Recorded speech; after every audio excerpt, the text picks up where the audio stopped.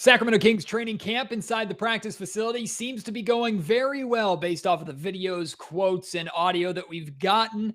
But how about getting someone who's actually been in the building here on Locked On Kings to tell us more about it? Sacramento Kings insider James Ham is back on Locked On Kings. He hasn't seen everything. They're not showing everything to the media. But if there's information to be had, James Ham has it. He's going to provide a lot of interesting context on what's going on with the possibility of a three-guard lineup. He's going to have some great things to say about Marvin Bagley as a stretch four and the work that he's been doing with Doug Christie and their relationship that's really starting to blossom. Talk about Tristan Thompson and what he could be on the floor and off the floor for this Kings team. There is so much for you to hear about training camp on today's episode of the Locked On Kings podcast.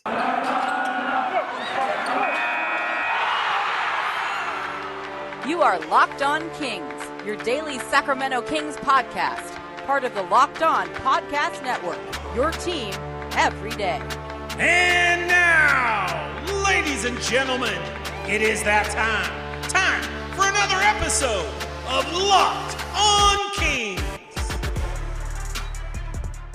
Hello and welcome into Locked On Kings, your podcast hub for Sacramento Kings coverage all regular season and all off season. If you're looking for in-depth analysis, game-by-game breakdowns, highlights, interviews with local and national experts, full coverage of your Sacramento Kings from January through December, this is the place for you, part of the Locked On Podcast Network. My name is Matt George. I have the privilege of being your host here. I've been a Sacramento sports media member, Sacramento Kings media member for the last 7 years. This will be my 8th season covering the Kings, formerly as a Sacramento radio host, now at ABC 10 television, and I cannot wait for preseason to begin. Normally, I don't care too much about Kings preseason. There's some reasons to watch, but it's not all that interesting, of course, compared to actual opening day of the regular season and meaningful basketball. But there's going to be a lot to watch in these 4 Kings preseason games, get a glimpse of what the Kings rotations could look like, how the Kings play defensively, if they've improved defensively. Of course, they're going to be rusty. It's going to be sloppy and ugly at times too, especially with the pace that the Kings want to play at offensively.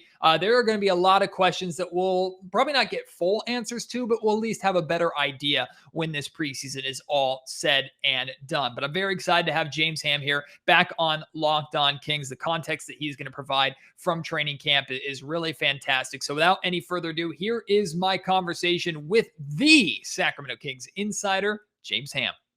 Sacramento Kings preseason basketball right around the corner. Week 1 of training camp is in the books. And for head coach Luke Walton, this is his first normal training camp, even though it's his 3rd season. So it's been a while since we've had something like this. But I have not been able to be inside the Sacramento Kings practice facility. But the vibes that I'm getting through social media, the vibes that I'm getting through posts from my guest James Ham today and through others who have been there, is that this training camp feels a little bit different. This team feels a little bit different. Every single season, we have the optimism and the hope going in that this will finally be the year, but something just feels different about this team. James Ham, Sacramento Kings insider, one of the absolute best to cover the Sacramento Kings, back with me here on the Locked On Kings podcast. And James, you've been in there. You've felt those vibes. You've seen that atmosphere. Is it different in your mind?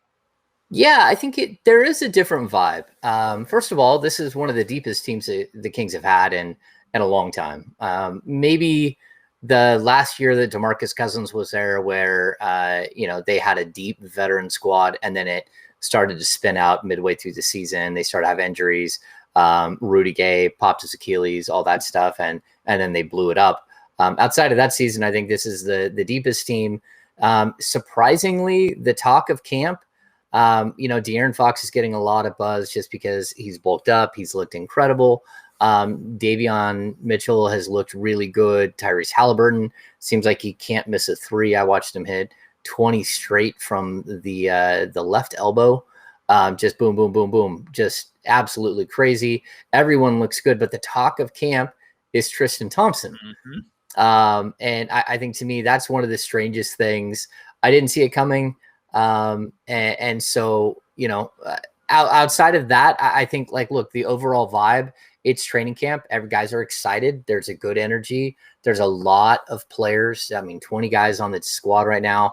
The young guys are getting a lot of run after practice, doing 5-on-5 full court stuff. Guys like Neemias Queta, Emmanuel Terry, Luke King, Chimezi, Damian Jones, like you stack all those guys, DJ Stewart, they're all on one side, Jemias Ramsey, Robert Woodard, and getting a lot of good burn. But then the core group of guys, you just look around and there's a lot of different pieces that Luke Walton has to figure out how to fit into a puzzle. And I think it's some good stuff. I'm glad you brought up Tristan Thompson because he was one of the first that I wanted to ask you about. There's two sides of this coin for me. The positive side, the light side is I was very impressed by his media day press conference, the leadership that he showed. I thought you could see the influence that playing with LeBron James in Cleveland has on Tristan and him trying to bring some of that leadership to this Kings team, who has obviously struggled to win and be successful in recent memory. Even if some of their young guys, their core guys are getting older, like DeAaron Fox. And Davion Mitchell being a rookie, but being old for a rookie. So there's that side of it. And then the other side of the coin is I remember Jabari Parker being the talk of training camp last season, or the guy who impressed the most at training camp last season. That didn't really amount to anything. I imagine these are completely different, James. Yeah, that's not even I mean, you're right. I forgot about that. The talk early in camp was that just he looked like he had refined his body and done so much work on his body. And he was healthy, which is unusual. He's a guy who, he's a good guy, but not a leader.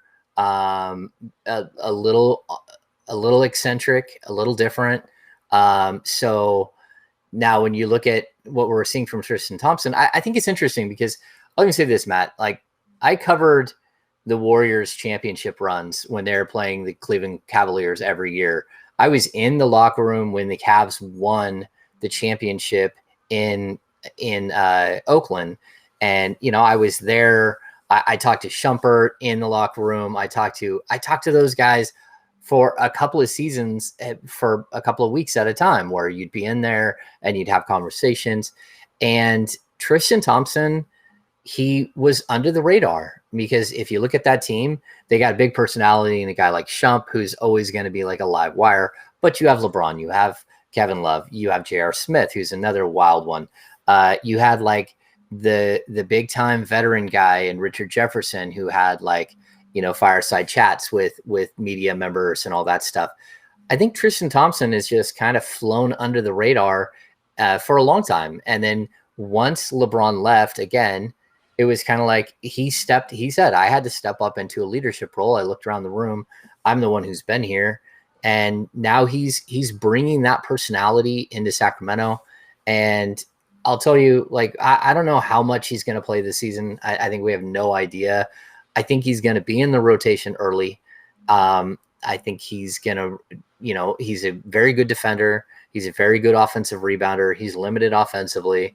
But I think he can give you minutes. He's built. He's in great shape.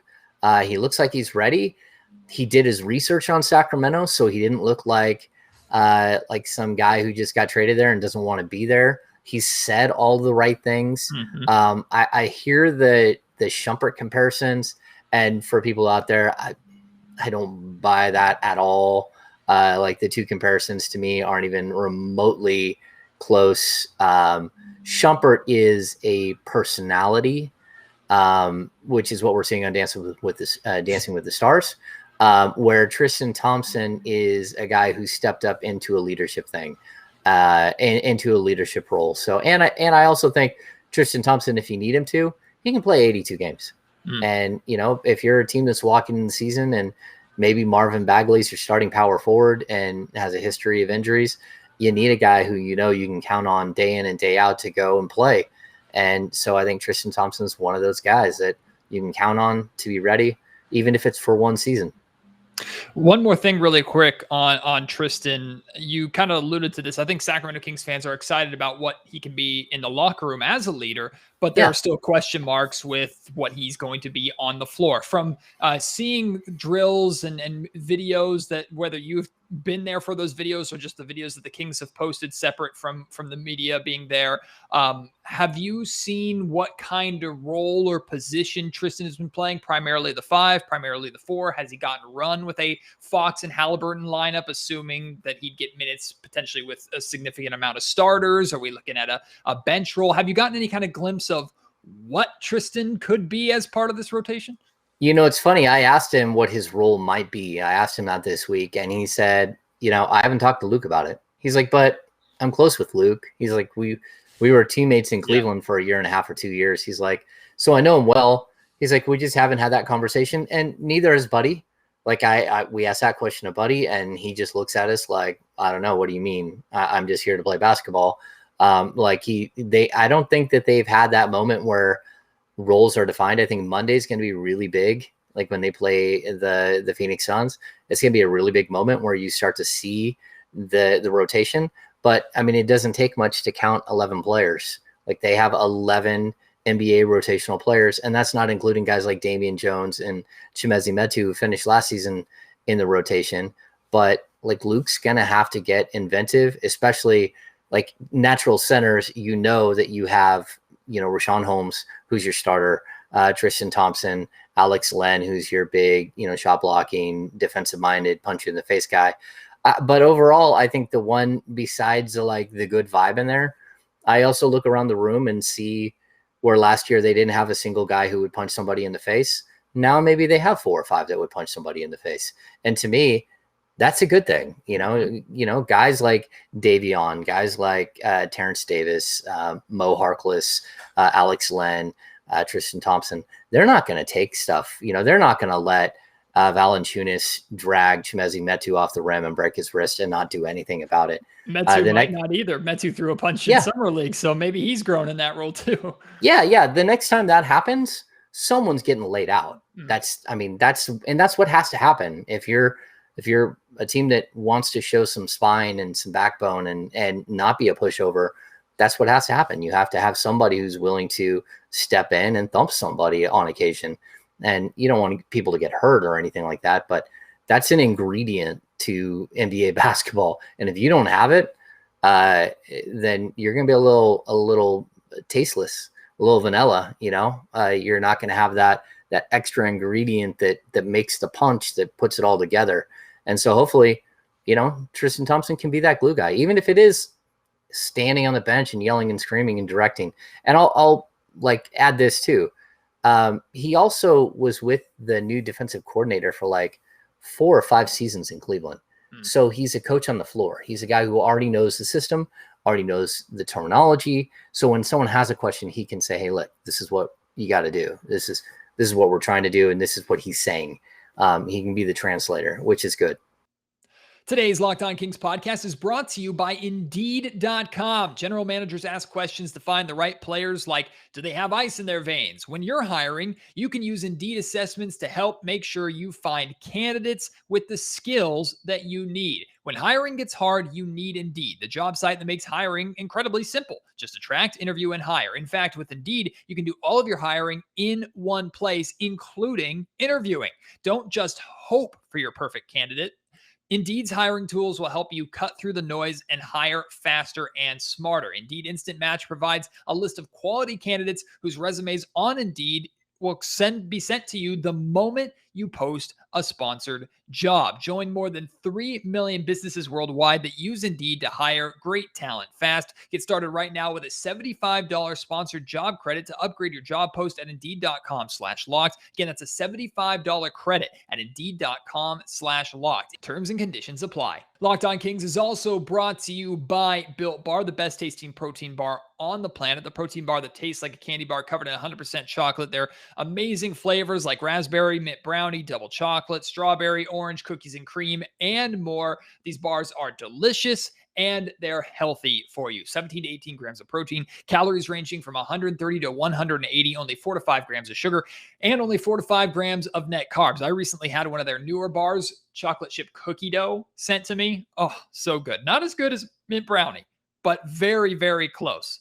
There hasn't been a Built Bar that I haven't liked, truthfully. Even I usually avoid bars with nuts and stuff like that. I'm just not really into that. But even their bars with nuts, I've enjoyed. It's hard to find a Built Bar that you do not like. Go to Built.com, use promo code LOCKED15. You'll get 15% off of your order. Again, it's promo code LOCKED15 for 15% off at Built.com. We finally got a video of something that I've been chomping on the bit for, really for the last month. And that's DeAaron Fox versus Davion Mitchell. Now, it was one possession, and some say that Davion reached in. Doesn't matter. Davion was his disruptive on-ball defense. Fox had to pick up his dribble, give up the ball, got the ball back quickly, did end up getting by Davion in this clip. Didn't result in him scoring. He actually passed the ball up to, I think it was Damian Jones down low, or no, maybe Damian Jones was the one who got the block. It was Keita. And Damian Jones got the block. Regardless, we finally got to see this one-on-one between the two of them. I love that video. I've watched that video a million times over and over again, just getting excited about what the two can do on the floor together. And we've heard Tyrese Halliburton say he's tired of having Davion guard him. He wants to play alongside Davion. Have you gotten any more glimpses that the cameras haven't caught of Fox and Mitchell playing against each other, or Halliburton Mitchell playing against each other? What have you seen with those dynamics? Yeah, they have not let us see any of the live action with the core group of rotational guys. So we've seen a lot of the younger guys play like 5-on-5. Even, I don't think they have a full 5. So Kachi is playing. And so you haven't got to see all of that. But what we are getting is like the message is pretty clear. Like the guy is going to step in and be sort of a chaos creator, a guy who wreaks havoc on the defensive end. And not only that, but he's looked really good shooting threes. He's with the guards that are shooting threes on most afternoons. And he looks like he's worked really, really hard. And he's been in Sacramento almost the entire summer, working with the training staff, working with with the coaching staff to kind of get up to speed and get ready. I think he's going to be a contributor. I don't know if he's going to play 20 minutes or he's going to play 24 minutes a game in his rookie season, but he's going to play. They're going to play a ton of 3-guard sets, which I think a lot of people, need to kind of relax on, what they have and what they don't have at the small forward position. They still have Harrison Barnes there. They still have Mo Harkless that can play there. They still have Buddy Hield who can play there. Terrence Davis can probably go over there and play some minutes as a 6'4", like super athlete. So look, I think that, sort of the stew has to simmer here for a little while and kind of figure out what they have. But I think Luke has a lot of pieces, which he did not have last year going into the season. We also got video, and I believe you were here for this, James, Marvin Bagley putting up threes with the guards. And it might have been your video of him hitting multiple corner threes in a row. What have you seen and heard about Marvin potentially being that stretch 4 in a Kings starting lineup? Yeah, I think at this point, if we're looking at the Kings roster, there's only one starting job that's available. And so if you look at Fox, Halliburton, Barnes, and Holmes, I think all 4 of those guys are starting. Now who's the 5th? And I think the Kings can do a lot of different things. They can put Buddy at the 3 and move Harrison to the 4 and have great shooting, but not great rebounding. They can leave Marvin out there and they can leave Harrison at the 3 and put Marvin out there. They could go with a powerhouse front line and go 3 guards. I mean, they have a lot of things that they can do here. And so I think it's possible. So Alex Len is also, we've seen him shooting threes, and you can't forget that, I think it was 3 seasons ago, 2.5 seasons ago, and Atlanta, he shot, I think it was 37.5% from 3. He was shooting threes nonstop. And that, if he can bring that and Marvin can bring that, then it becomes a lot easier to play a couple of extra bigs. Rashawn Holmes and Tristan Thompson are not going to shoot 3-pointers, but you need that spacer. And so on paper, Harrison Barnes should be playing a lot of stretch 4 for this team. But if Marvin Bagley's ready to play, he's healthy, he's hitting 3-point shots, he's learning the finer nuances from Doug and Doug Christie and the rest of the coaching staff. And again, he can space the floor, whether it's from the corners, from the top as a trailer. I think the Kings can actually be pretty intriguing.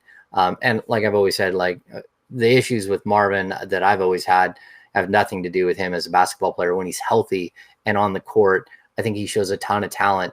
The problems are, number one, the noise that comes in off the court, and then the injuries, but also just what those injuries mean for his development. It really is hard to continue to develop when you can't be on the floor and you can't be with your teammates learning, again, the finer nuances of basketball, which is, at the end of the day, it's everything. The little tricks to the trade, the only way to learn those is by playing. And he just, I think he's played 51% of his games for his first 3 seasons. And that's just really hard. It's hard to like have continuity and grow and become that player. So I like him. I think he can actually help this team. I think he's still a really good fit if he chooses to buy in 100% and he starts to be able to play longer than, I think his longest stretch of games now is 25 that he's played and been healthy. And coming into the season, it was 20. He'd never played more than 20 consecutive games. And you need that long stretch where you can start to build on your knowledge base. To me, the best thing to come out of Sacramento Kings Media Day was the news that Marvin has been working specifically with Doug Christie. Now, James, you and I have good relationships with Doug. We know him very well. We've worked with him for a while. And I know you spoke about this a little bit with D'Lo and KC on ESPN 1320, but I wanted to get your comments here on Locked On Kings. I think Doug Christie could be, maybe with the exception of Rico Hines, the best person in that organization to work with Marvin, not because he has oodles of coaching experience, but what I said on D'Lo and Casey was Doug is the kind of guy that will be Marvin's friend and support, but will not coddle him and will continue to challenge him, at least from my understanding of who Doug Christie is as a basketball player and as a human being. Your thoughts on that relationship forming and what that can do for Marvin? Yeah, I did get into this quite a bit on with D'Lo and Casey, and look, my thought is this: like I know Doug really well. Like we've spent like hundreds of hours in the car together, driving to and from the city. During covering pregame and postgame. I know like his passion for the game is crazy. He's always wanted to be a coach. So when he got the job, although it was like jarring and like what in the world just happened because no one knew that was coming, it wasn't a surprise because Doug's always wanted it. And there were like 3 near misses, but like to wrap it up really succinctly and quick, Doug's path to the NBA was not easy. He wouldn't sign with the Seattle Supersonics after being drafted there because of some personal issues with George Karl in the front office. He got traded to the Lakers and was buried on the bench, hurt his knee, got traded to the Knicks, was told by Pat Riley he was never going to play and that he already had all of his guards and his best plan would be to sit there on the bench and learn how to play defense. Doug had a lot of conversations with Herb Williams, who is a mentor for him and really helped him get through tough times. Doug ends up in Toronto, but now we're like 4 or 5 years into his career. He ends up in Toronto. Isaiah Thomas puts his arm around him and says, "You're my guy. I've watched you. I know what your potential is, and we're going to use you the right way." He flourishes. He blows up. He becomes one of Tristan Thompson's favorite players as a small child. And then he gets traded for Corliss Williamson to the Kings and takes off on the Kings. But really, he was already doing what he's doing in obscurity in Toronto. The reason why this matters is because Marvin Bagley's first 3 years are almost a throwaway. Like I almost look at Joel Embiid, and I know Embiid missed his first 2 seasons, and then part of his 3rd season never looked like he was ever going to be healthy. And then all of a sudden he's the best center in the game.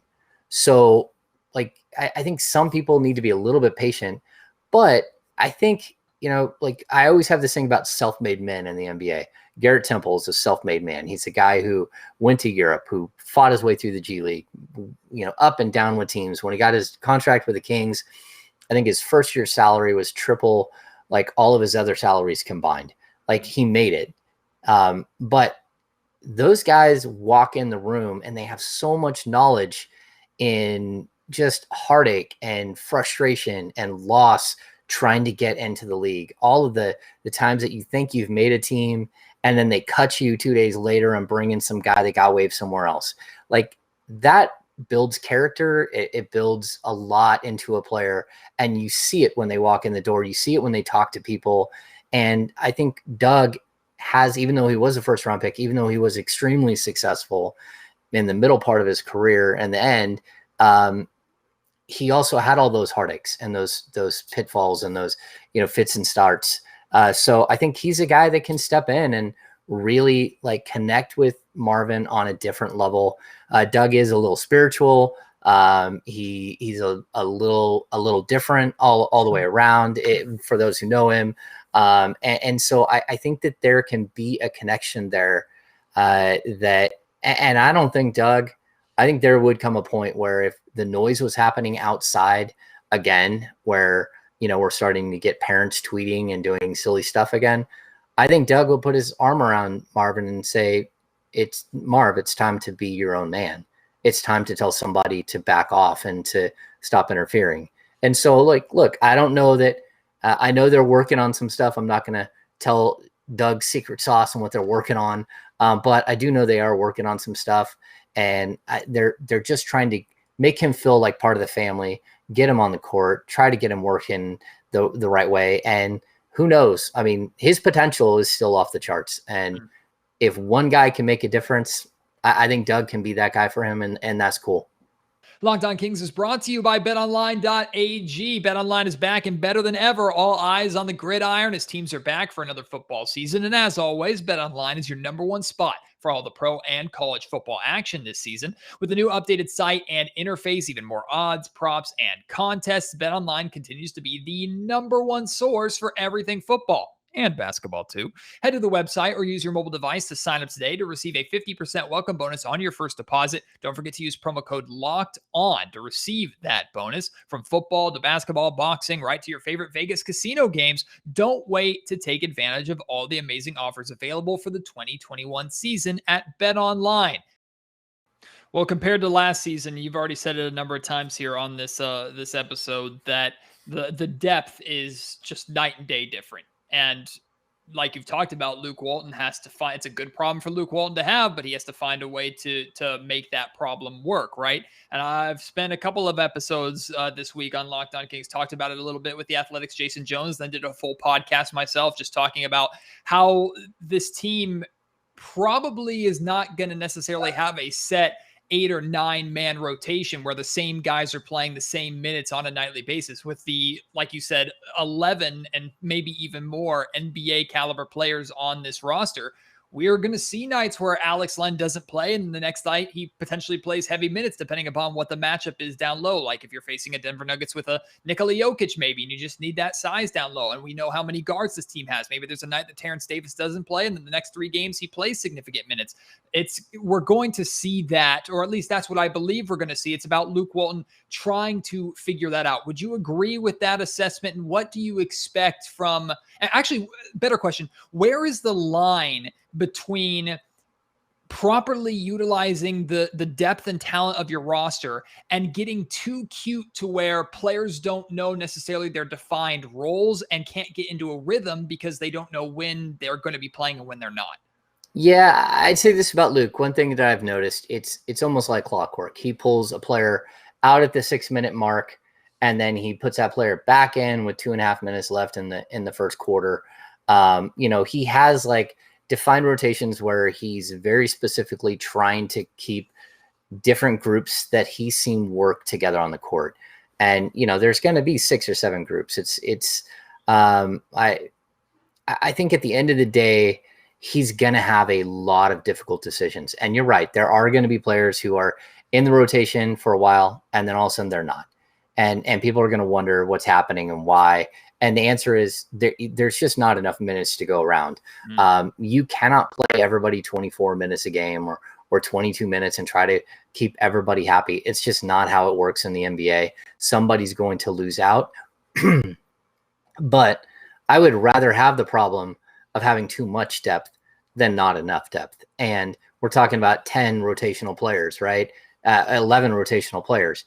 Number one, there could be a trade at any time where 2 of those players go for 1 player and mixes the whole thing up, right? We know that is totally still a possibility. It could happen anytime. And then it could not happen. There's also a moment where someone gets hurt, and all of a sudden we're right back down to 10. And all of a sudden someone else gets hurt, and all of a sudden we're starting to pull the Chimezie Metus and Damian Jones and Luke Kings into the mix. So I think there's just so much more depth and really at this point, I would say like competence. They have more competent players that are ready to play NBA minutes and eat NBA minutes. Where last year, excuse me, Matt, getting emotional thinking about this team. I know. No, I got something in my throat. There we go. Look, I just think that it's a good thing to be in this position. And Matt, we haven't even talked about COVID. Like, we're in COVID times.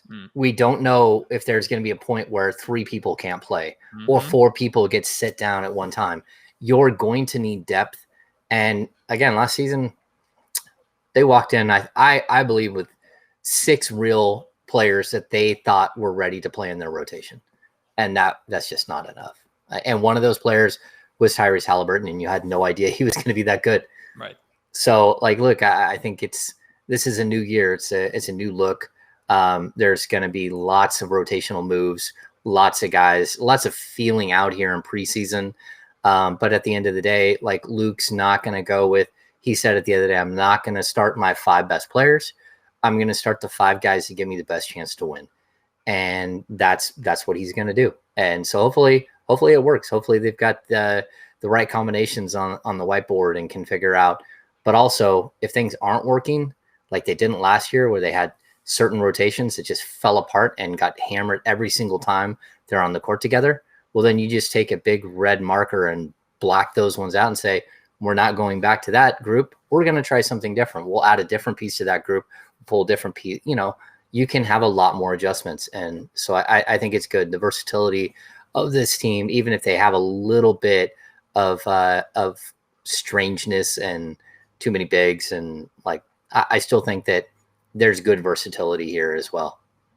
It's not always easy to get up and get excited for 4 preseason games when you're that close to the regular season starting, but I think a lot of fans are anxiously awaiting these 4 preseason games just to get a glimpse of what these rotations are going to look like. James Ham is the Sacramento Kings insider for a reason, taking us inside Kings training camp, and it's always a pleasure to have James on Locked On Kings. Hell, I'd have him on every week, every day, if I could, just for the insight that he provides. But James, you've been a great friend of the show. Really appreciate it. Can't wait to have you back on next. Can't wait to hopefully be seeing you at the Golden One Center soon. We'll actually have somewhat of a normal atmosphere, we think, with Kings fans in the Golden One Center. It's been a long time coming for that. So the home opener should be very, very exciting as well. And like Tristan Thompson said, the Kings have expectations and a desire to hit the ground running and get off to a good start this year. And they're going to need to, while maybe some of the veteran teams are napping a little bit and take until December to get going, according to Tristan Thompson. So we'll have to wait to see how everything plays out, James. But thank you so much for coming on again, my friend. I can't wait to do it again.